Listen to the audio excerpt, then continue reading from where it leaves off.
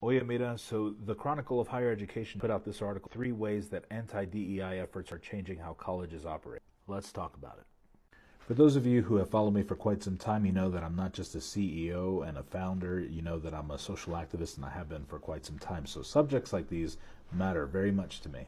After speaking with tons of my friends and followers down in the South, especially those who work in universities, they were telling me that this was already coming. And it's crazy to me that Republican state lawmakers are proposing this many bills to combat DEI. Now, I'm sure so many of you have continued to hear people deny and gaslight people of color, saying that systemic racism doesn't exist. Well, this is a prime example of how systemic racism is perpetuated in today's day and age.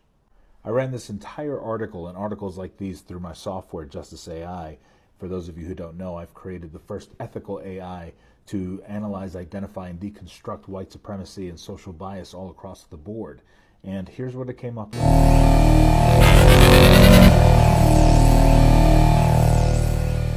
So here's a breakdown of how these laws and actions sustain white supremacy. You've got the erasure of marginalized histories and perspectives, the reinforcement of racial hierarchies, the suppression of critical thought and academic freedom, creation of hostile environments and marginalized groups, and undermining solidarity and allyship.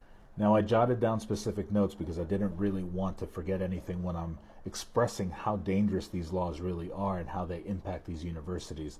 The constraints could hinder the recruitment and retention of diverse faculty and students. They can weaken the educational experience by narrowing perspectives and possibly affect the institution's reputations and appeal to prospective community members. Additionally, the legal and administrative challenges to adapt to these laws may strain resources and divert focus from educational objectives. Many universities today, because of these laws and because of these initiatives being pushed all across the South, aren't even able to use the terminology EDIB during speeches or presentations to students.